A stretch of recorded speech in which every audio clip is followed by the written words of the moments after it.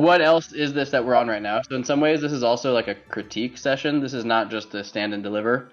This is, if you have feedback or if folks who present want to have a discussion, let's use this as an open space to have a live discussion. This is definitely a call for feedback. I know I've gotten some great feedback on these calls for Genesis Project plus more. I'd say this is also like a team building opportunity. If you're working on something and say, hey, I need some help, I'm looking for an artist to dive in, or I've got something specific I need some help with, raise your hand and say, hey, I'm stuck on XYZ, send me a DM. So we can do that throughout the call and at the end as well. But what I also have been thinking a lot lately is that because Loot doesn't have a team, and Loot isn't like a centralized project with a team and a roadmap and a website where everyone publishes the roadmap, because this is such an experiment in decentralization, that this call that we're on right now is almost like a community roadmap review. If this was a company, it's not a company, or if this is a centralized project and it's not a centralized project, we would be talking about the roadmap. Here's what's launched. Here's what's coming next. Here's the thing to get all fired up about. But because we don't have a centralized group, I think it's on us collectively to say, hey, here is our community roadmap. To me, that's pretty exciting to see that. I've said this before, and I guess I'll say it again right now too in that same spirit. To me, Loot feels like this special time machine that Dom has given us. And it's a time machine that gives us a glimpse of the future of human collaboration. That's maybe a big way of saying it, but I do believe like in the decentralized, asynchronous, trustless, very near future, and this future maybe is happening right now, this is how things will get done in the world. Globally, asynchronously, trustlessly, almost like trustless teamwork between pseudonyms. And maybe it's not in Discord, maybe it's in tons of other different places. But the muscles that we're stretching and the muscles that we're building and the mechanisms we're pioneering and creating and experimenting with right now, I think are paving the way far beyond Loot. I think this call right now almost feels like the prototype of an all hands meeting for the hyperverse. Maybe that's too broad, but I know I'm buzzing with excitement. This feels to me like we're at the beginning of the internet, but now we have the internet to power us. In some ways, it feels like we're, I don't know, to me at least, like we're so lucky that we're just kids playing with our friends, trying to build our dreams in the backyard with sticks in the dirt. Except we don't have sticks and dirt. We have code and we have knowledge of how the world works, and we have the ability to communicate and work together. And so I just know I personally feel so lucky to be here with you all. This to me is just like such an amazing opportunity to use our collective energy to manifest joy. And if you've heard me talk before, that's been my MO, and I think that's what really continues to keep me in the gravity of the Lootverse. That if we can manifest joy out of thin air through teamwork, through learning, through discovery, even through self-discovery, I don't know what better calling there is for us as builders. And so I'm really excited to be here, really excited to hear what everyone's working on. I will mostly try to get out of the way for this call, but I'll do my best to kind of corral and poke and prod and push us. But use the general chat for feedback and comments. Again, DM me if you want to hop on to the next one. And yeah, let's kick it off. So I think, Peter, you get to start. First thing on this agenda today is a pretty beautiful proposal from the Loot Exchange team. I think, Peter, maybe you can talk it out, and if people are open to it, we could actually do sort of a live discussion about it right now. Mike, to you. Yeah. All right, thank you. So I guess a bit of background, maybe most people know, but not everyone. I guess about a month ago, let me look, there was some discussion and a vote to add a royalty kind of across the board on mostly OpenSea is obviously the big one, but across all exchanges, a 5% royalty that goes to a DAO. And that was basically something we forked from what the Nouns created, which was a compound style token voting, fully on chain governance contract. But instead of using like ERC20 tokens, you can use ERC721. So anyone with a loot bag can vote on that. And that was set up about a month and a half ago, and it now has, I think, it's now got 80 ETH, but there's at least 10 more that OpenSea owes, which is a pretty significant amount of money. coming on $400,000. And so I think the next step, which, that's pretty cool. And I think the rationale behind creating that royalty was just to, as a community, be able to experiment faster and just try new things. Maybe we'll learn that having royalties creates more problems than it's worth, but maybe it's actually kind of a flywheel that allows things to be created that weren't possible and pulls new people in and motivates them and allows them to keep working at something that otherwise they couldn't. So it's all a grand experiment, and we're kind of figuring it out as we go. And I think the next step in the experiment is to start spending some royalties rather than just hoarding them and wondering what we could do. I think we should err on the side of try and inject some fuel into the ecosystem and kind of see what happens, learn from it, and go from there. And so, there was a few discussions around on what potential ideas are. And I think I would say there's almost like maybe two main options. One is to try and look forward and kind of give grants to things that are promising and need funding to get off the ground, which obviously makes a ton of sense.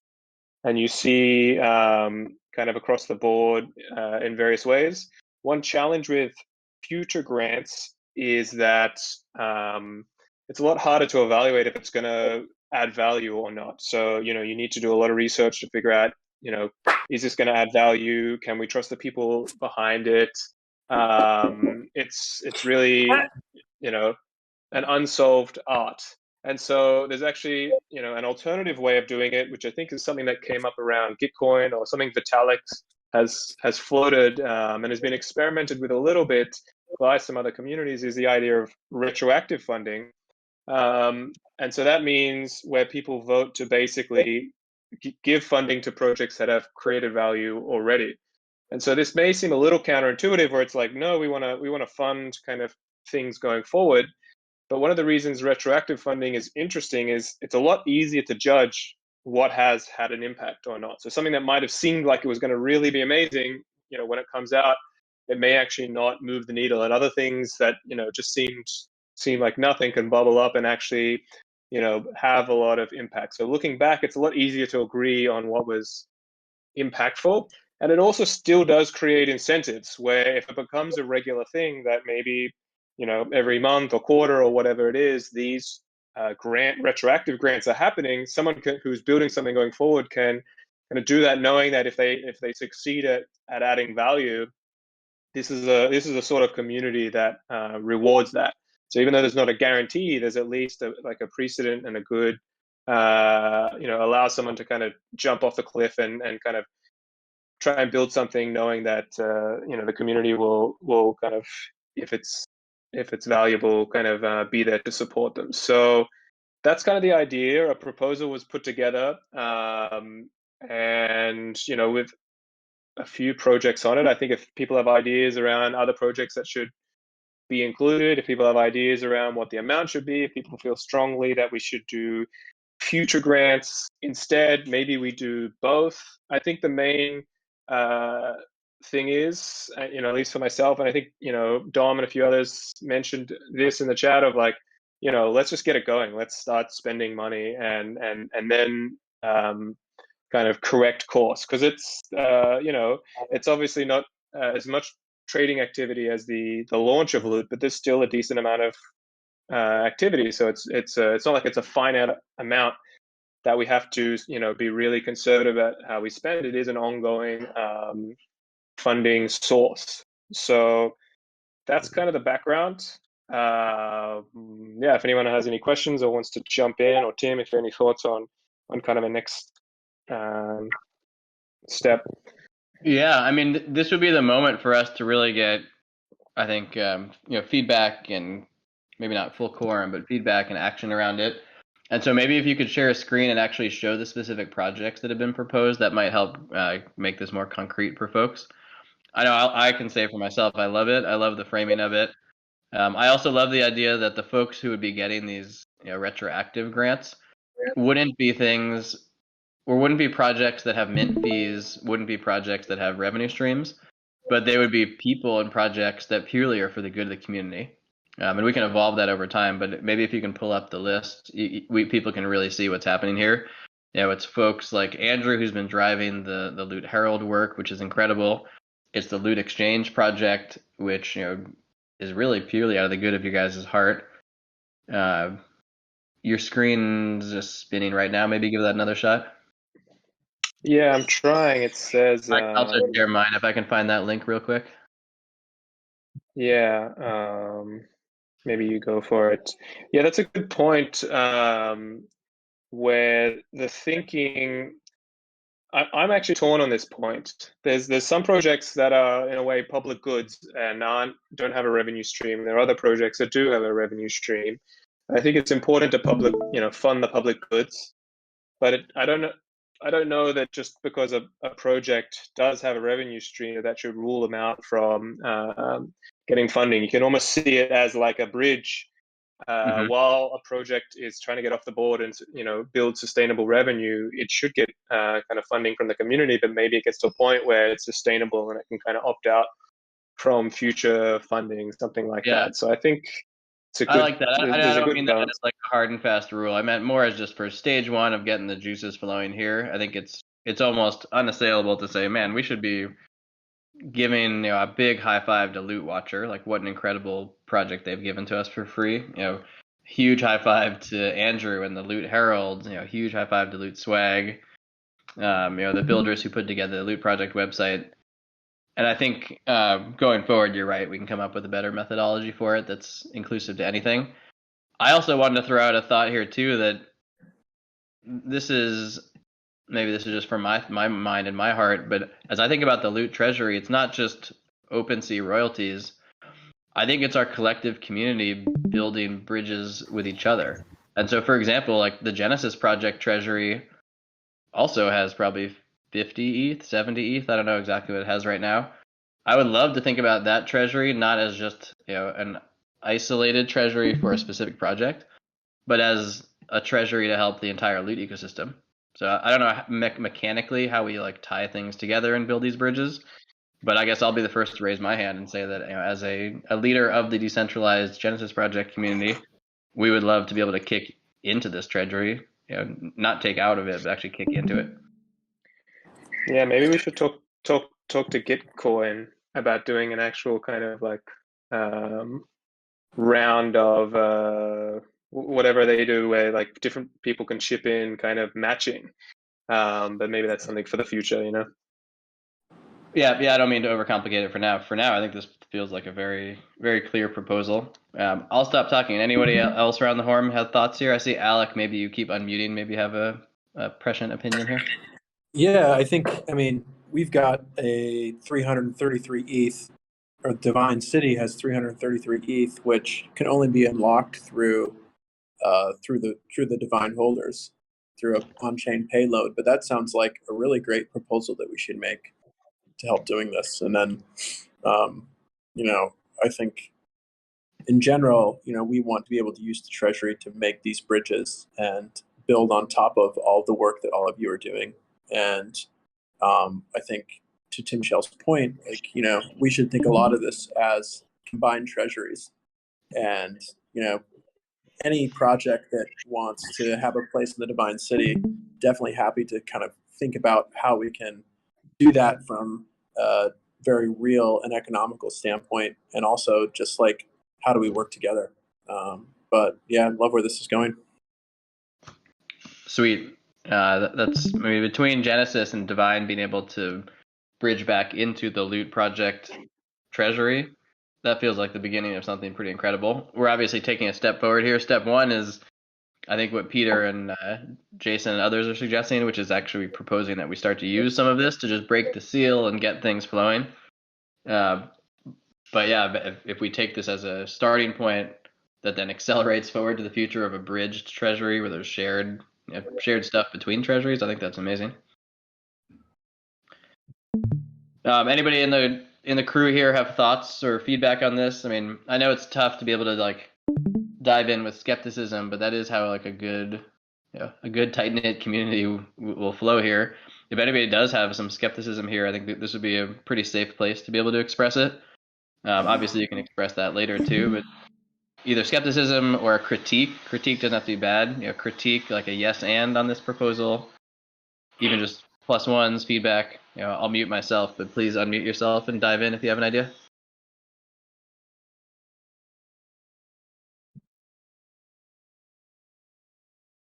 I can just speak to that very briefly, but I think the thing to be careful of right now, it's a small community. Everybody's very altruistic. Like, this is great to hear people saying that they want to merge things together. I think it's awesome.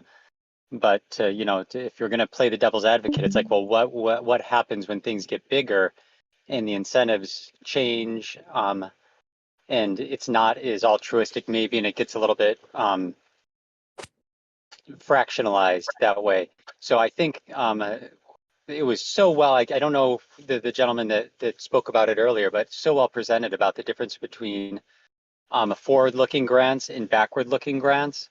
I think that's dynamite, right? Because it's going to prevent an insider's game, and it's not going to, most innovation happens people tinkering in garages rather than, really somebody giving a $10 million grant to cure cancer or something. It's usually just people on their own tinkering with things. And this, I think, frees everybody to continue to tinker and build whatever it is. And then when somebody strikes it and they're onto something, they're rewarded for it, or they're encouraged in that. And it keeps everybody looking at innovation rather than looking at a centralized body to please them so they can get a grant. So I think what you guys are, everything that I'm hearing right now, I see a lot of problems that can happen, but I think what we're talking about is curing them before they happen. So all positive feedback here. Yeah, I think on Divine DAO, we have a group of like 5 or so writers that have just been working and doing incredible work. And so retroactively, we're figuring out ways to kind of set aside some divine and capital so that they can autonomously really kind of figure out what their next steps are. And you don't have to give retroactively, you can give enough to kind of move to the next step. And then you unlock that as milestones start to happen. So I don't think it's like, hey, immediately let's go give everyone $10 million and see where things go. It's like, hey, here are a couple of folks or projects or people that are doing really good work, and it's a mix between public goods and things that we believe should exist. And so, let's start to see this and work with them to say what's the North Star and what do we think as a community they should accomplish for us to really kind of like ramp and accelerate this. But yeah, I think really good points.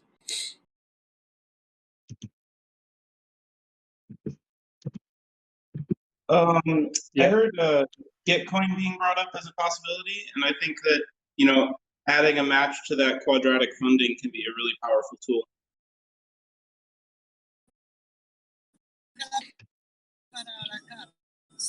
Definitely. I think obviously that'll take time to work with Gitcoin. I think maybe a round just happened recently, but I believe they have kind of like focus areas. And so maybe there can be a collaboration where loot is a focus area. The royalty DAO funds can maybe be part of the matching. Maybe some of the other projects are chipping in. So that almost seems like a potential round 2 that, in the spirit of maybe just trying to, as Tim said, break the seal and just kind of get, build the muscle of utilizing the funds. Maybe that can be more of a round 2 aspiration. I also kind of, I think another interesting idea is, so rather than maybe like future grants where it's inbound, maybe the community can think of almost like prizes of like, if only this existed and who, and like the first person to, successfully prove that they've implemented it. So I think there's all different models to explore. And so we almost should like split it into what should we do for this first round? How can we like have the least red tape and just ship it? And not to mention, let's make sure that the on-chain DAO works, which it hasn't been tested yet. So it'd be nice to have like a first proposal for that and see it kind of pay out some funds while in parallel start to plan like round 2, round 3, and other ideas. I love it. I'd say let's move this forward to a vote. I mean, this definitely has to be a vote through the normal process, through Loot Talk, and then through the normal Loot DAO. But yeah, Peter, between you and Jason and other folks, I think let's move this forward. It seems really lightweight and really positive and just good vibes all around. And it'll be a forcing function that starts to make us as a community find the rougher edges that are not as smooth as this. So I think this is amazing. Cool. Thank you for presenting this. I think this is perfect vibes. Before we move on to the Loot Swag V2 discussion, did somebody want to jump in? Or is this a mute situation? I'm looking I for did. Oh yeah, go ahead. Never mind. Sorry, go ahead before I move on. Yeah, just before we move on to the next thing, I just wanted to say that I don't think we'll have a lot of problems getting, people who are inside the community and want to, who have great ideas, who are ready to get new things moving. I see people in here all the time who have ideas, who are just looking for ways to make their ideas come to fruition. And I think this is going to be a really great motivator and a way for people to feel like they can take that risk and put the hours in without feeling like they're going to. I don't know. There are a lot of people who are kind of stepping back and forth from putting, it does take kind of a risk to put all those hours in that it takes to do this kind of stuff. So not everybody has that opportunity to risk that. So this does make it a little less risky for people to do that. It's a big opportunity. I love it. Thanks for putting yourself out there too. I know sometimes it's hard for folks to speak on a big public call, so thanks for the positive vibes there. I also think that we can do an even lighter weight version of this. I'm going to propose this after we do this one and get it through. I'm going to propose another one, which is either coordinate or one of those things like that where we can give kind of tips within the community, because there have been some of these community calls where it's just been like, holy hell, we need to just embrace this person that just put themselves out there. Last week it was Lockett who presented the Lore C hidden items, excavated some incredible lore from the original contract that I just wanted to give a huge high five, and I think the whole community was just blown away. That kind of person, I don't even know if they own loot bags. I think that might be purely out of just goodness of her heart and goodness of and being nerd sniped like all of us here. Or the Queen Mage who joined last week. I also don't think she has a loot bag, but she's been doing some incredible writing for this community. So yeah, maybe there's even a more lightweight version of this that it's not just for developers and builders and capital P projects, but it's people who are participating and adding value to our collective community. Yeah, I think there's a lot of people who see themselves in loot and the creative force that it kind of resonates with, and just the idea that you can build your own playground, your own world. So yeah, it's exciting. Nice. I think that by the time we have the next call, this should hopefully be a snapshot. I don't know how long the time period takes, but hopefully we have some movement on the snapshot. Speaking of snapshot, I want to move into a similar topic. We've got the legendary Will on the phone here, and in the same spirit of sort of funding around the ecosystem, the treasury discussions around the ecosystem, and a snapshot around governance and next steps forward. Will, I want to hand you the mic, and I think everyone is very excited to hear from you. Yeah. If you've been following the Adventure Gold governance, Hill and other Adventure Gold contributors have made 2 incredible proposals. The first one is a tokenomics proposal that passed overwhelmingly. The second one is a proposal to, for votes that pass overwhelmingly, remove the quorum requirement so that governance can be more nimble and we can help essentially move much faster. So I put a link to the snapshot in the Adventure Gold chat channel. All credit goes to Hill for the incredible work on this. And if you go and vote there, this will not only make Adventure Gold governance more nimble, it will also pass the tokenomics proposal, which unifies the loot ecosystem by making loot, mloot, both loot and mloot holders eligible for new seasons of Adventure Gold airdrops if they use a mechanism that we're calling signaling. Essentially, if they signal their ownership of a loot bag, they don't need to explicitly stake it. So super cool stuff. It'll unify the entire community. It will allow everyone to share in the upsides of Adventure Gold, no matter when you got into the loot ecosystem, and it will create strong incentives for Adventure Gold to be used throughout the loot universe. So go ahead, vote on that proposal, vote for the threshold you think is best. And Hill, do you have anything you want to add here? I just want to say, the participation from community is really important, and obviously we hope to get as much people both in the Adventure Go community and the loot community involved as possible, so that this thing has the most impact we're wishing for. So basically spirits behind the proposals are economic systems. The V1 proposal is like giving like a universal basic income for the loot bags, and then the V2 proposal is like we have this YGG kind of guild games engines that help facilitate that help direct basically loot bags into different play to earn games in the future. So hopefully those two proposals together can really help push the loot ecosystem forward by having this Adventure Go token as economic incentive.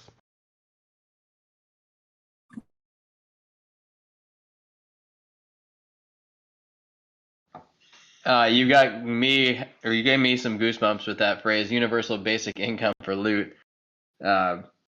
I live in California, so maybe my politics align with the spirit of that direction. But I mean, the idea of a universal basic income that's tied to builders and tied to a hyperverse wider than individual projects on islands, also tied to the last discussion about sort of the vibe check of the type of things we want to do with the treasury, feels like so special and important right now. Feels like a really cool moment that we're inventing. Before we move on from this, for some people who haven't paid attention to this AGLD proposal, and maybe even myself included, I don't know all the details. Will, could you do like an out loud version of this TLDR? Because I think the governance proposal is kind of like technical, but maybe can you do just a TLDR of what, like, assuming that the governance proposal passes, and assuming that the Adventure Gold tokenomics proposal now passes. Do you want to just explain like a vision of the future of what that means 4 weeks from now, or however long it takes for loot builders, loot owners, loot owners, AGLD owners, etc.? Totally. Yeah, step one is go to this proposal, vote for the threshold you think is best. 80% gives the Adventure Gold community more flexibility, higher thresholds, reduce flexibility, but ensure that there's more consensus. 80% is so far the choice that is mostly chosen. It's a choice I personally agree with, but I don't want that to bias anyone else. By passing this proposal, what will happen is that everyone can essentially now receive Adventure Gold airdrops with their loot and mloot bags. The really cool part about this is that the problem with the original drop, which was if I had known what Adventure Gold would have become, I likely would have implemented a mechanism like the incredible one that Hill came up with. But I did not know what it would become, and we are essentially filling in some of the alignment as we go. Essentially, these claims are allowed over a period of time. They effectively vest, which means that loot and mloot holders are receiving continuous drips of Adventure Gold throughout. So the really cool part is if you're in the loot ecosystem and you own a loot bag or an mloot bag, you're going to be constantly receiving Adventure Gold, and you can go and use that in a bunch of games. So that's the really exciting part, is that instead of a giant airdrop all at once, which caused some loot holders to not have adventure gold. Only about 55% of loot holders have adventure gold. This ensures that 100% of loot and M loot holders too have adventure gold and can go and use that throughout the ecosystem.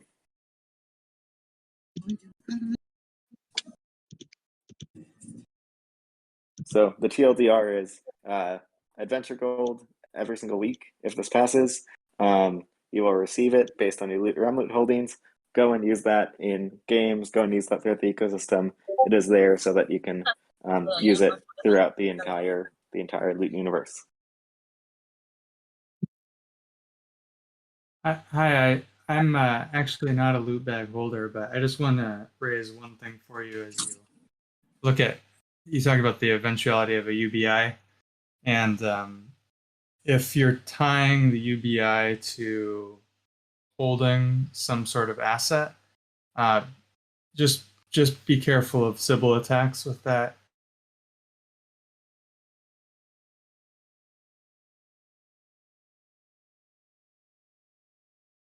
Loot bags and spread them across multiple wallets in order to drain your resources and enrich them. Yeah, we appreciate you flagging that. It's per bag, so all bags are treated equally. We don't differentiate between. So if you hold one bag, that's one airdrop. If you hold 10 bags, that's 10 airdrops. That ensures that this system is not subject to manipulation as much as we can. So absolutely, and the inclusion of MLOOT is something we're very excited about, and was Hill's plan for unifying the community. So MLOOT holders can now participate in this ecosystem as well, which is just an amazing step forward.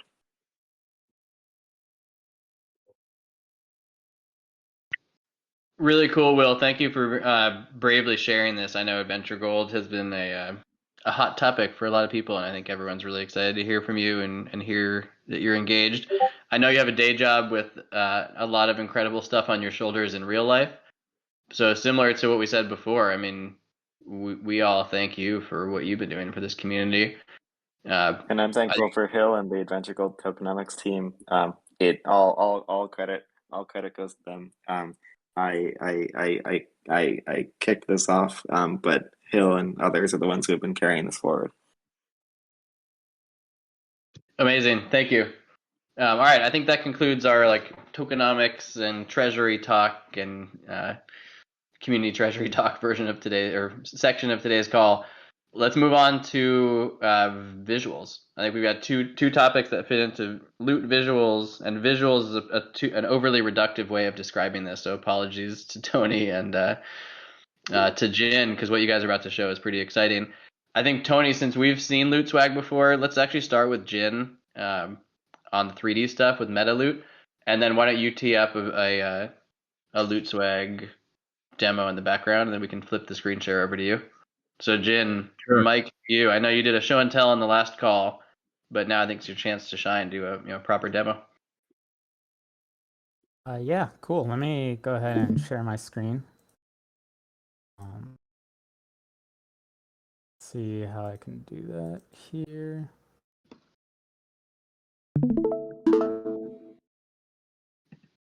All right, I'll see it. Yep. Okay, cool. So, yeah, meta loot. Just to kind of start things off about this project, I want to overview like what is M3, because I mentioned, M3 season 1. I've got some cool metaphors for that. Catalyzing a metaverse maker community around this collection, avatar interoperability, and a preview and how to get involved. To start things off, just kind of like the current state of the open metaverse feels equivalent to early America, with all these separate colonies all on the same land, and many more are now arriving on the shores of Web3 in search of freedom. And it feels like we're kind of also in this join or die meme moment with like big meta growing in power.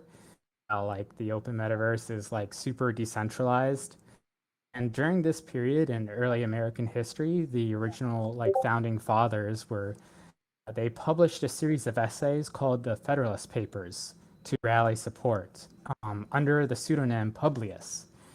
And nowadays, it feels like NFTs are the new printing press.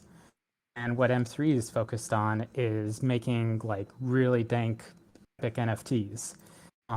Like wearables, weapons, and vehicles, and pets, and having an inventory as well to carry all these NFTs across various virtual worlds. Essentially building these roads and bridges between platforms facilitated through open standards and file formats. And I'm really inspired by like how the Silk Road connected the ancient world together. I think it does take like economic incentives as well as quality products, like what ancient Chinese silk did back then. And that it feels like that's the equivalent of dank NFT avatar wearables today. And so, like, ultimately, the founding fathers were successful in securing support for the Constitution. And, that's the aim right here, too, with something like a smart contract probably for us in this Web3 era. And M3, it's a community of diverse makers and builders from all sorts of different projects and all sorts of different platforms who want to make things more compatible. We've got like done a lot of different event formats like group field trips, expos, training talks, and art shows and whatnot.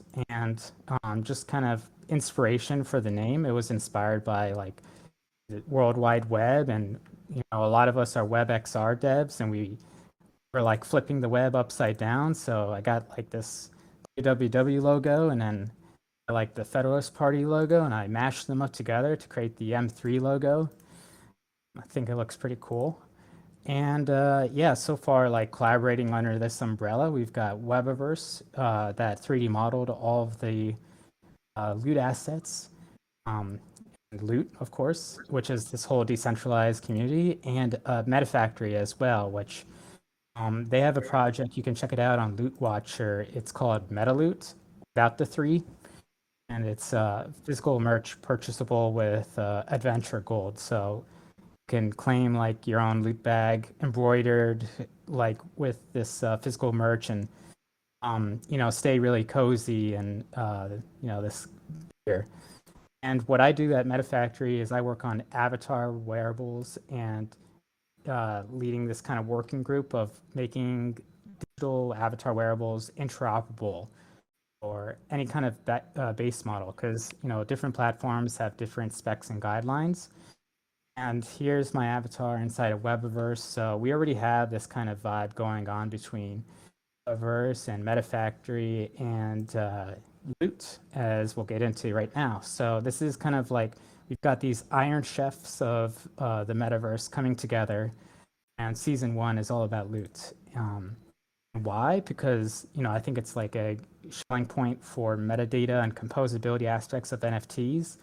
Just something that we really want to teach in a community of people that are really new to Web3. Like we want to expose them to the deeper level concepts of NFTs, that going beyond the art. And Loot is a perfect example.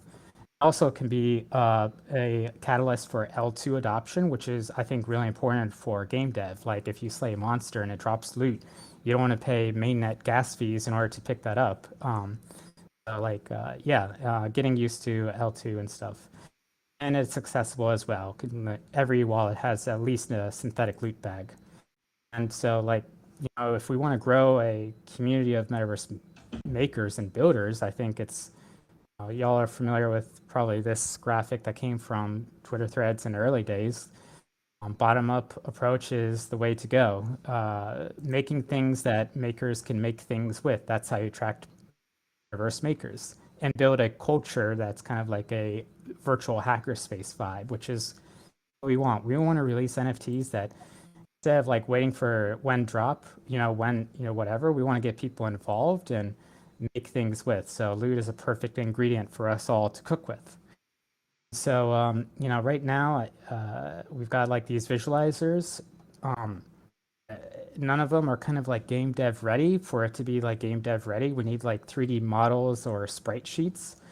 And so what MetaLoot is, it's a set of remixable and composable assets that you can use in your projects. It's rigged to a standard VRM armature. I'll get into that later. And the Webaverse art team did an incredible job designing and 3D modeling all of the loot assets. All of them, weapons, armor, gear, like all there. And we can remix these into special traits and, auras and glows for various things, but just take a look at the detail on these. You can really tell like they get a lot of attention and care into the details of these assets. It's not just making a necklace or sword. It's like it's got a cool style to it. Here's, I think, like a tome or chronicle or something. Really starting out high quality, high detail. It's like demon crown and a ring, and just take a look at that ring. It's like really, it's a tiny object, but so much detail going into it. And we want to be compatible with all sorts of avatar based models. I'm overseeing a lot of NFT projects that are coming out with 3D avatars, and we want to create a community that we're kind of working on projects around metaverse interoperability. And wearables, instead of like creating a new avatar collection, wearables are something that can be compatible with many avatar collections, guiding us all towards open interoperable standards as well. And on the right is an animation the Webaverse team made with character wearing the loot assets. They're not just like an art team, they're building a whole engine, a web-based crypto native game engine. It's an amazing project. It's on GitHub. Also, I spent the past couple days voxelizing all the assets, so also all compatible soon with CryptoVoxel's avatars as well. We'll have that. And monetizing, I'd like to get some feedback here. We can come back to this slide later, but I'm just thinking like what would be better, you think, like for this project? Because we want to fund like next chapter, which I'll show you a preview of soon, really make some dank, like awesome stuff with this. Like, we've got amazing talent in the VR and game dev industry, and we can incubate with Web3 folks and, do some really crazy stuff with virtual productions. So yeah, we'll come back to this in a bit. Let me show you a little preview of what we got, a concept for chapter 2. We don't know what's fun yet, but I think trading cards are the perfect format to explore ideas around fun. MetaFactory can help out with the physical fulfillment of trading cards, and Webaverse created a trading card generator we can pipe these assets into. And artists can help collaborate on some of the art, as well as the card backs as well.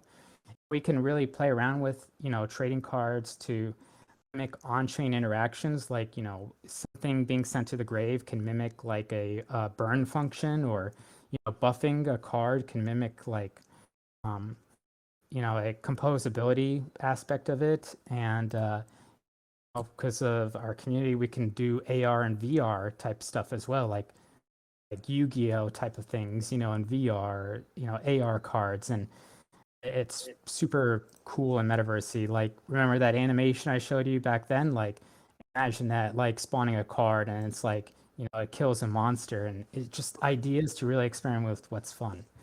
And we can like make, actual in-world stuff with it. So if anyone also is interested in getting involved, I kind of wrote up some ideas for like onboarding into this community. Like I created a guide on how to get good, like making an avatar and learning Blender and stuff. You can take a look at that repo. People who can type fast, can take notes during meetings and Twitter Spaces. We have some virtual events, so we're looking for camera people to help out with the production side of things, and artists can get involved with remixing or creating cool concept art around these things. Builders who are just really easy building tools. We can create presence of MetaLoot across virtual worlds, because need to, we want to build like these trading posts like along the virtual Silk Road. So builders are needed. And if you have other ideas, feel free to DM me afterwards. Anything you got. And we'll get a cool POAP for that. That's the design up there. And these POAPs are going to be avatar wearables in the future. So, you'll make a statement as you travel across the metaverse wearing that POAP, knowing you're an M3 OG. And with that, I just want to give a shout out. The Webverse art team did an amazing job designing and modeling all the assets. Factory robots. Really grateful for contribution, strategy, collaborating together on various aspects around Web3. Dom for pretty much setting this all off, and for all of you for listening. And yeah, questions, comments. Thank you for sharing, Jin. I know everybody was mind blown in the last call, and so being able to see an even more structured version of this presentation was great. If you want to dive in, unmute and hop right in. Say that's probably the best presentation I've seen in any Discord call ever. I just want to that's the first thing that I want to share. Like, absolutely, like you had a story for it and you had a historical reference to like the founding of America. Like that was great. That's actually the first thing that I wanted to say. I actually do have a comment. But I really think that should be acknowledged, and that was a treat for everyone.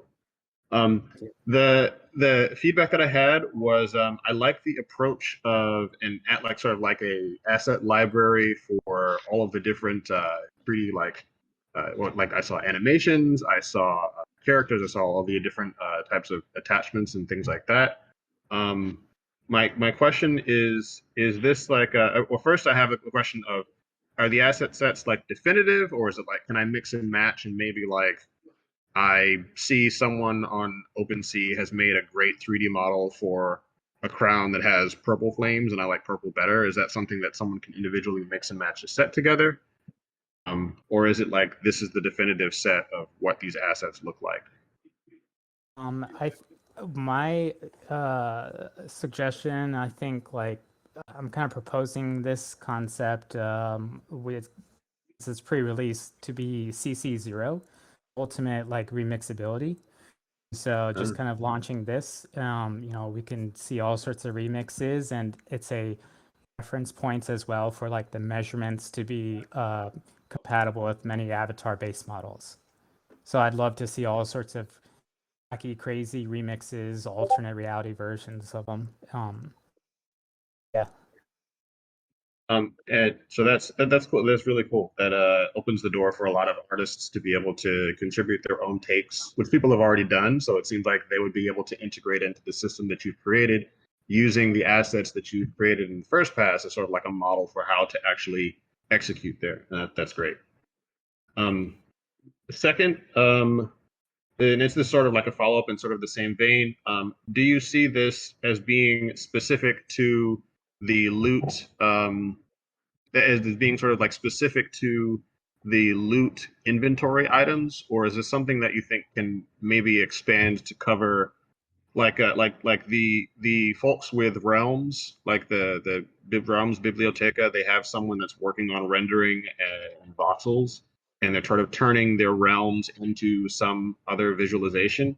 And it seems like that is an opportunity for an artist to also come in with specific renditions for how they would realize those things, how they would realize like rendering a realm in a 2 or 2.5D or 3D.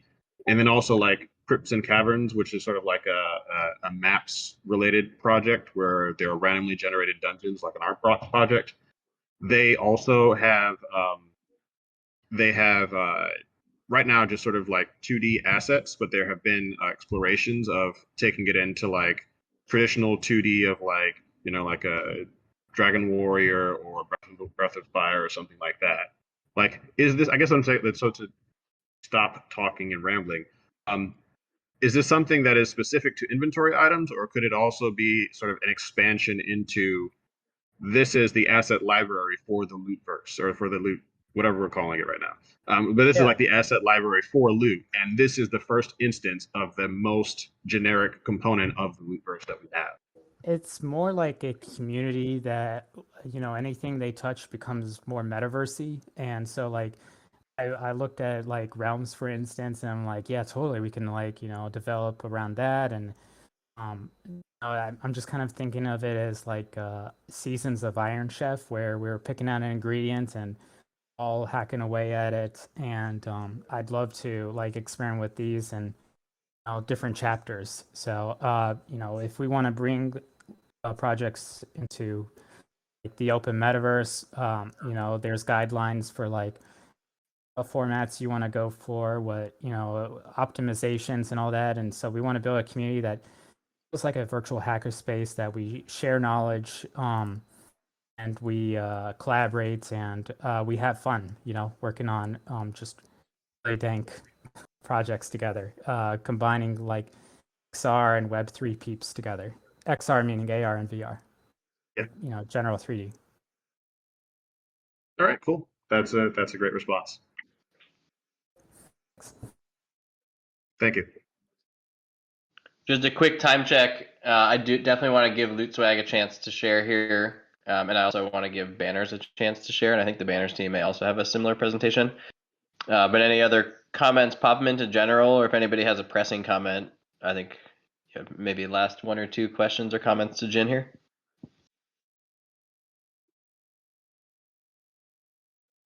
Yeah, hit me up on Discord, and we can chat after.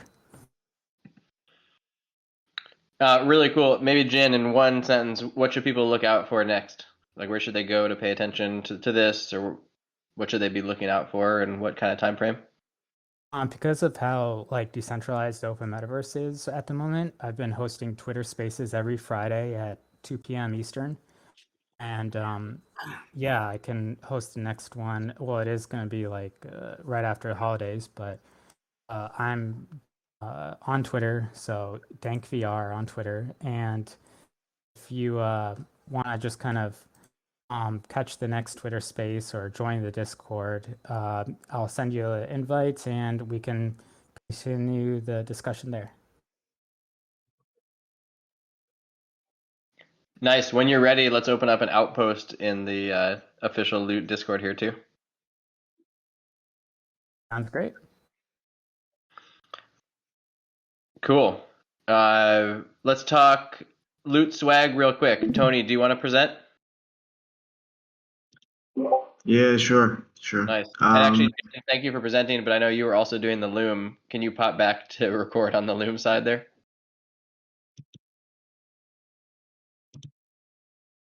Hold on. Hopefully he can keep recording. Anyway, yeah, go ahead, Tony. Mic is yours. Trying to share screen also. Can you guys see the screen share? It says Tony has minimized their application, so maybe you need to open up either your browser or your Discord again or something. Okay, how about this? How about this? Working? Or not? No. Nope. No. Okay. I can present for yeah. you if you want. I've got Loot Swag open on my side. 1 second. It's okay. Actually, let me just try one more time. Because there's some demo. Whatever.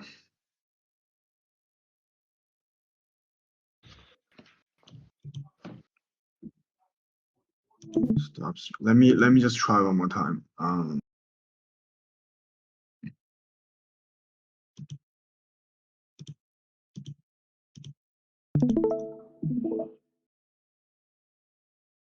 Okay, how about this? Maybe it's easier if I just share screens. You guys can see this? Yeah, now we can see. Okay. Looks Okay, good. cool. So yeah, so we did a couple of new updates for Loosewag. First of all, we added a landing page and then explain a bit more, you know, what is Loosewag, what are the skins, And then we also added a section for mint the founder skin. I'll get into that part in a bit. So, and then if you click launch app, you're getting to the page, and then we sort of made more like the social elements out of it, where people can just dress up their own avatar and then share into a community. So here, I see a good one from Quill. Got a lot of likes. But these are all the original, like, if you had to pay attention to loot swag before, these are all the default skins that people get with their loot bag, or synthetic loot or M loot. So for this update, we actually made it more. So here, there's a ranking for all the community members who participated, and then you can literally like click into everyone's homepage and then see, this is what they shared, and you can, this is like the old version where you can check what other avatars they have. And then for the mint, we sort of like, initially the visualizer is all like, there's no mints and all free, but we sort of feel like there's need for more engagement from community. So we're doing this new mint box, where you will have actually a lot more choices. I think someone needs to mute. Okay, I muted him. And then, so what you will get from the new mint box is every box you will get 8 skins that are coming out of from 2 collections. One is called the Classics collection, which are inspired just by the original loot items. So they will, it's listed everything here. So you will get a better quality of the skin of the same, loot items that were in the bags. But you get them randomly, so you don't necessarily get what you have for your loot or your synthetic loot. But you can still wear them all. And then there's another collection called the Mac collection, which I shared before in the community Discord, and then sort of got lots of likes from people like Dom and other members. So we put it into live. So you could also get parts of this. You can literally dress up your guys like like a Mac. So yeah, something like that. So these are the 2 collections you could be getting. Basically, there will be no rules that which skin you can put on, but the idea is you put on like a skins set that you like, you think is fashionable, you can save them and then share them with the community. But also, if you get your items or skins that match with your loot bag, you will get, if you share with the community in the Loot Swag Discord, you will get some actual reward. But, with the launch of the minting box, we are doing a fashion contest and giving away like Ethereum or USDT to like top 50 winners or so. So it's not very complicated, and you don't really have to mint a box to participate. And you don't necessarily need to have a loot bag to participate. So all you need is going to the page, and then you can dress your avatar or undress it, do whatever you want. You can switch genders, change faces or whatever. And then you can, as long as you share your avatar with the community, and then so we can see your avatars over here in the in the rankings. So everyone with who got a top 50 can get a reward. So it's not very difficult for people to participate. So that's one update I want to talk about. And then one more thing for skin owners. So we basically we want to grant other benefits. So there are still a couple of things we're working on. One thing, inspired by the recent GameFi or stuff, that we're thinking about launching a staking or plaking to earn mode. So if you have any loot swag skins, you will be able to stake them and then get some reward. So it won't be a token per se, but maybe some some ERC 1155 type of tokens that would help you claim future skins and future airdrops. That's one thing. And then also another possibility is to get some, pixelated characters, which I also showed some of the developers before. And then, they will be free for skin owners, and then they can go claim them. So I'll show a quick video of what that could look like. Basically, I think the idea is similar to what Jane presented before, although this is all in 2D. So I just, for my reference or interactions with all the developers, I think not necessarily everyone want to build 3D games or per se, although I do think they look awesome. But a lot of the developers, they sort of give feedback to me that they want a simpler version or 2D characters so that they can develop in their games. So that's something we're developing also at the moment. I'll just show a quick demo. So some animations with different skins that could look like.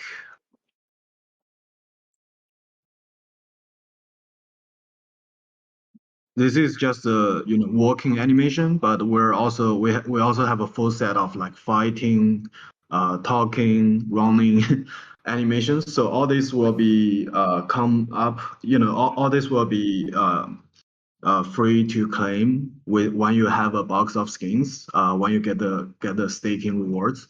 And then all these like pixeled characters will be open source. So any developers can use them. We'll give like probably like 4 standards actions: so running, talking, fighting, and then any indie developers can use them to developing the games. So that's about the updates we're getting today for LootSwag, and I just want to reiterate our vision for this.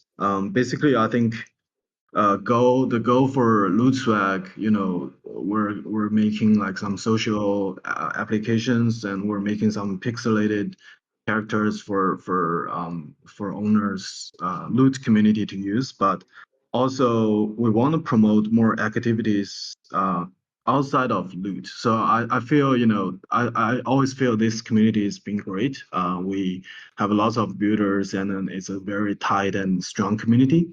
But also, in order for Lootverse to thrive, I feel like we should always try to get people outside of Loot to join. So that's why everything we make are compatible, like for synthetic Loot as well. So for people who don't yet know about Loot, but they can still try and feel what it's like to be a Loot owner.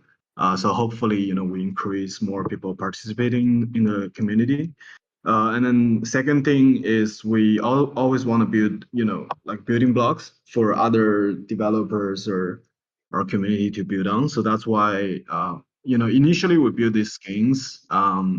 I do feel, it's a bit hard for other people to build on top of this. And that's why we sort of created these characters that are more popular and probably easier to be made. So with these characters, the LootSwag team will probably also make a simple game, like a social type of game or RPG type of game with this. But the idea is these are building blocks for future projects to build on. So I think that's in line with the spirit of Loot also. So yeah, that will be it from my my presentation. Feel free to to give me any questions. Thanks for listening. Tony, I love it. Congratulations on these updates. Congratulations on the diversity of characters also. I think that was a really welcomed expansion. And it seems like you guys have really crystallized the vision too. I got a question because for me it's not clear. So on the first part you presented, you said everyone can vote on the skins, right? So on the coolest skins or the one that they like the most. So you don't need to be a loot holder. Sorry, so you mean yeah, yes. Sorry, do you mean yeah, so basically the idea is we built, loot swag initially just mainly for loot community. So people can literally come here. I talked a lot about this with other people. So, all these points of your weapon and your class metrics, they're very specific for loot owners. And then but what we want to do is, because everyone has a synthetic loot, right? So we want to encourage people who participate with just their synthetic loot. So basically everything is compatible. So all these skins that we are introducing, even if you don't have a loot or am loot, you can still participate just because you have a synthetic loot. You can still, try on different skins and then, see how it looks like, and you can, still share your avatar with the community, be part of the game. So the idea is that if we only limited it to loot owners, then sort of, the engagement and participation will become smaller and smaller. But if we open it up to more synthetic loot owners or am loot owners, which is what we are doing, hopefully, all these activities, get popular among them. Yeah. So, sorry, maybe because my point was related with the rewards part that you were mentioning, because I was thinking if everyone can vote, it's like, okay, what's preventing me logging with 1,000 wallets and just voting myself to get the reward? Oh, okay. I got you. So there are a couple of approaches we're making. So first of all, the for the rewards you were talking about, the rankings we put here. These are just one-time events. So maybe we're thinking about doing it like weekly or bi-weekly, but one approach would be put them on chain, but that's not something we try to build right now. But the idea is just to increase engagement from overall community. I mean, we can limit it to, if you can only vote if you have a loot swag skin, or if you only have a loot bag or am loot. We can do limitations like that. I haven't really thought about it. Right now, it's every Ethereum address can vote. So yes, you're right. So if you're logging to different addresses, you can multiple vote. But the whole idea is more of this is a fun thing rather than just claiming rewards. It won't be a lot. I mean, there will be 5 Ethereum spread to all the top 50 winners, but I don't think there are chances of people trying to rig the game. But overall, I do feel we will be watching, and if there are a lot of people that are just do it for the one-time reward, we'll probably like do some restrictions. Cool. Thanks. It's a good point. Thanks for pointing it out.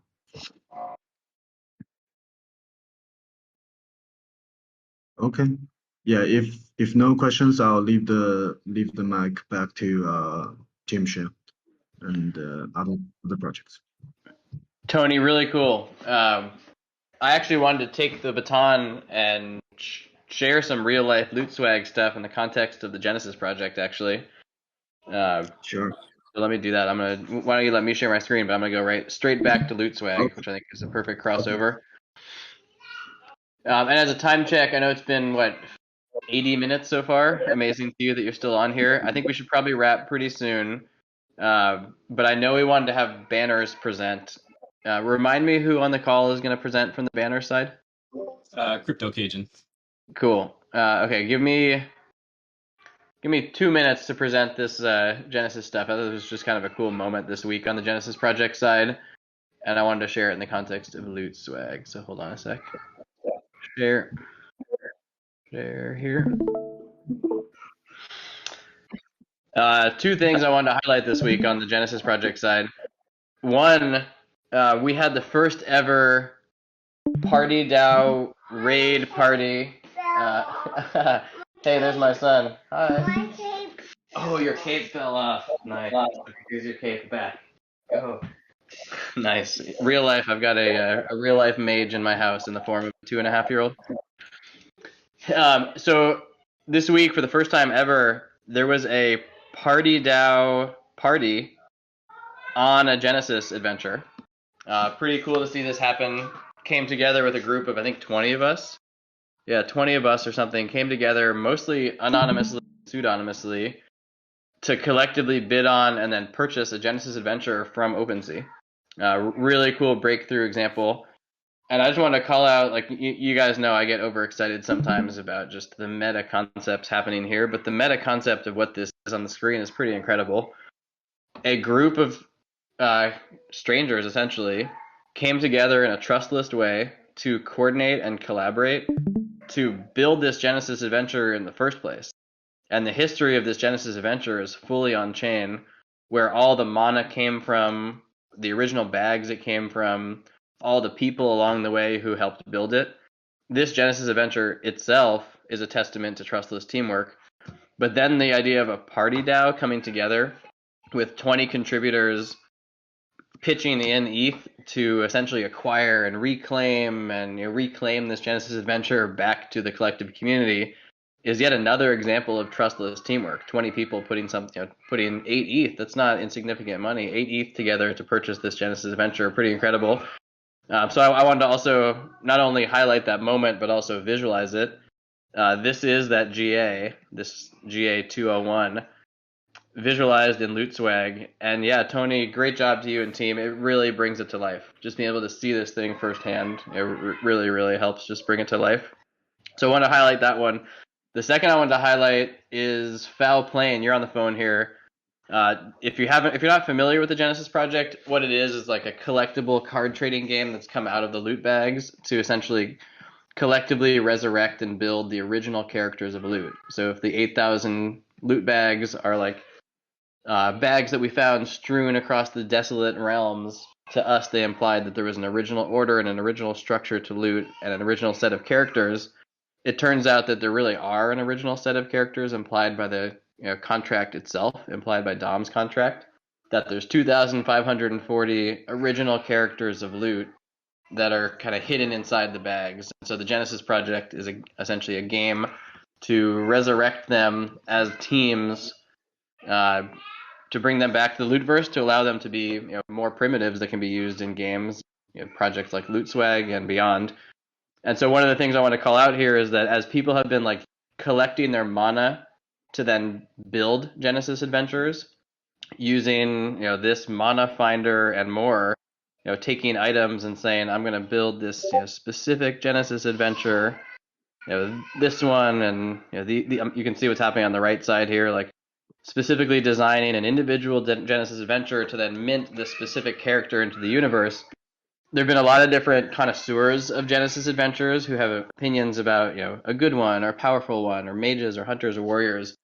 And quietly over the past few weeks, a pseudonym named Foul Plane has been working on what I think is the most epic Genesis adventure ever created, and that is this right here. This was minted yesterday, and it is an incredible testament here. I don't know if Foul Plane, you want to say what this is, but I just thought this is another one of those special moments across the lootverse.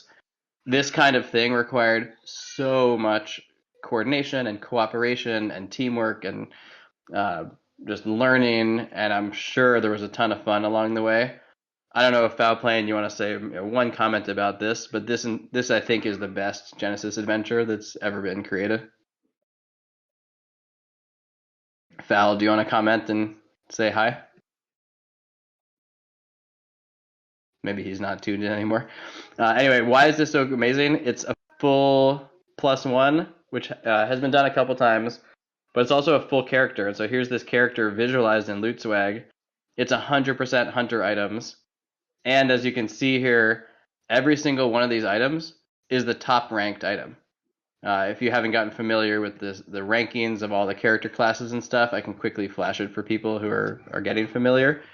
But from the original contract, the original loot contract, there are individual items that fit individual characters, and those items are even ranked in order. Katana is the best weapon for hunters. Demon husks are the best chest armor for hunters. And this character here has full on top item ranks, rank number one, rank number one, rank number one, top to bottom, and full +1s, and full prefixes, all of the twins. Just kudos to you. This is an incredible feat, and I'm obviously extremely geeky about all this, but I thought this was a pretty amazing moment for our Genesis Project community, but also the wider Lootverse. So thanks to everybody who helped participate, and I think Zoink, you also, I don't think you're on the call, but Zoink played a pretty good role in making this happen as well. Cool. Let's hand it off to the banners conversation. Thanks for everybody for sticking around here too. I'm excited to hear. I actually don't know too much about banners, so I'm excited to hear some fresh stuff here. Do you want me to present, or you have something to present? Yeah, I've got a little presentation, not the best presentation I've ever seen in a Discord like Jin, but give it a shot. Nice. Take it away.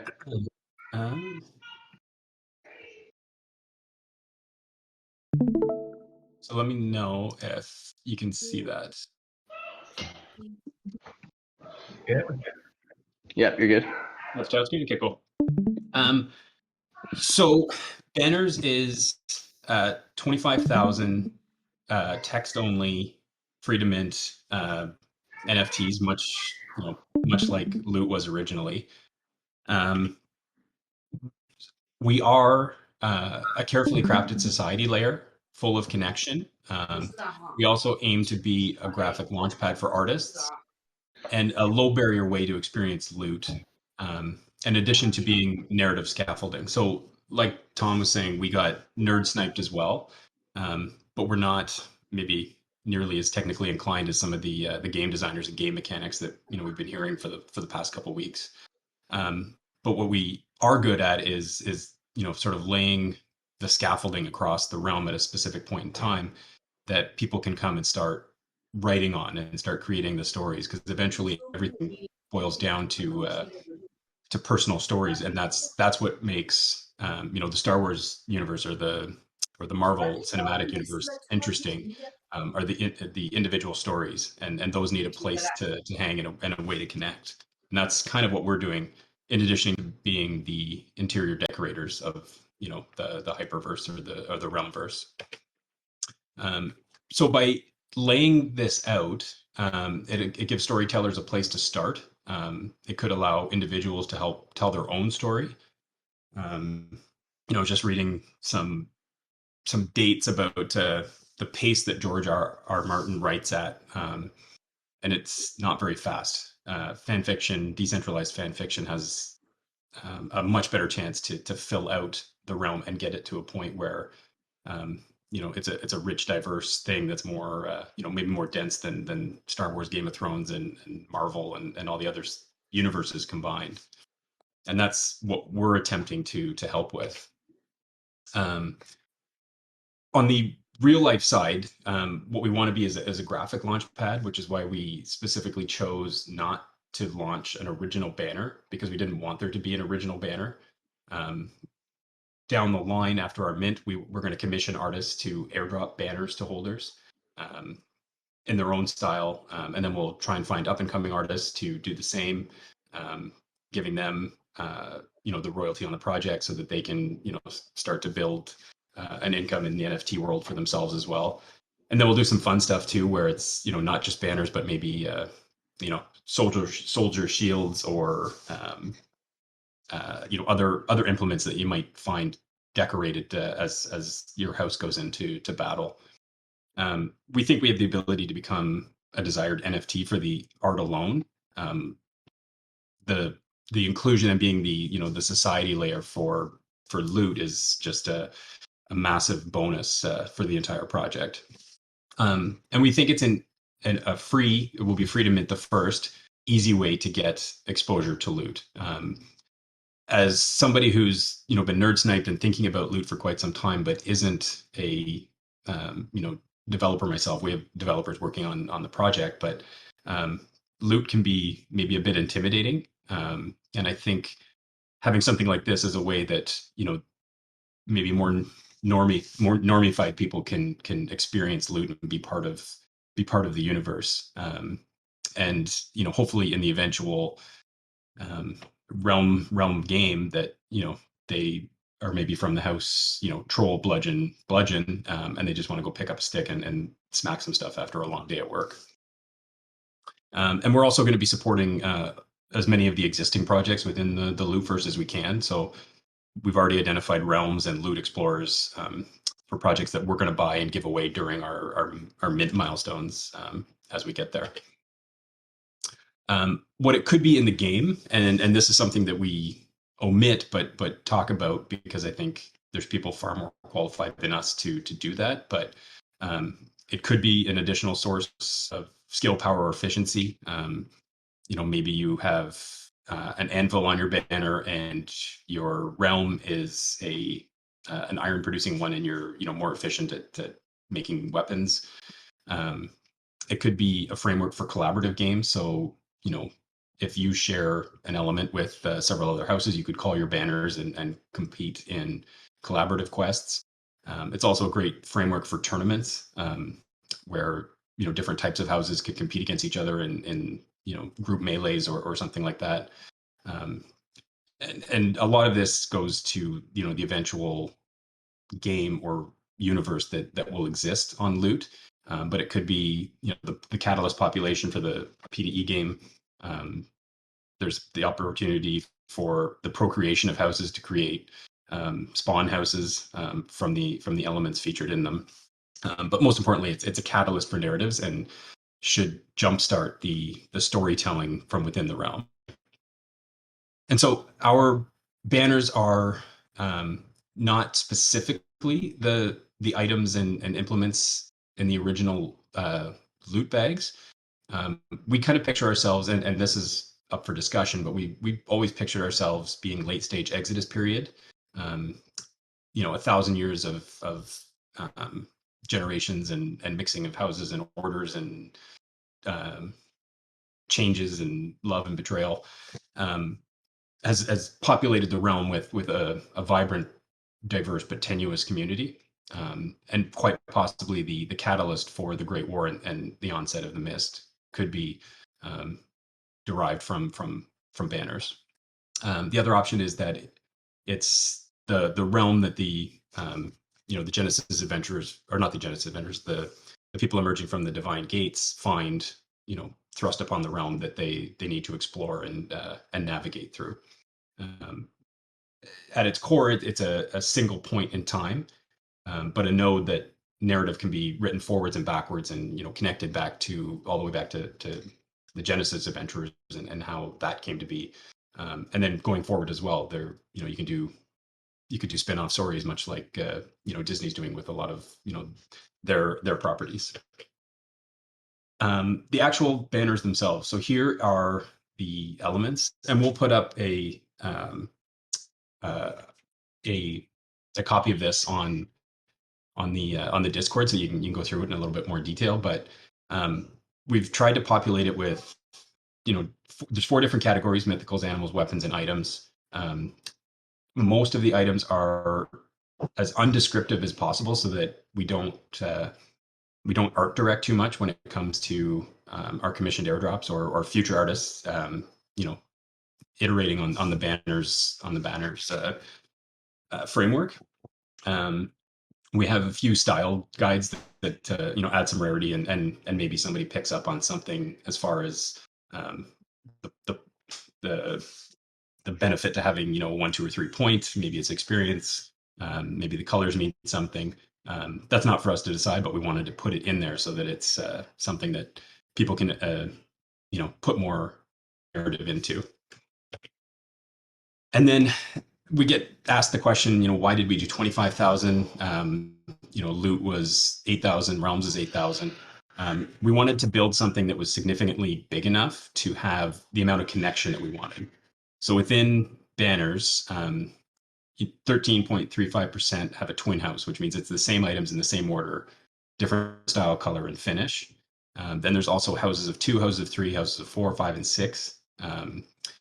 One of the houses of 6 is the celestial houses, meaning they're family made up of only the sun, moon, and stars in different orders. We've also identified strengths, so whether it's 2 items, 2 weapons, 3 weapons, 1 mythical, a pair of 2, or a set of 3 of the same item.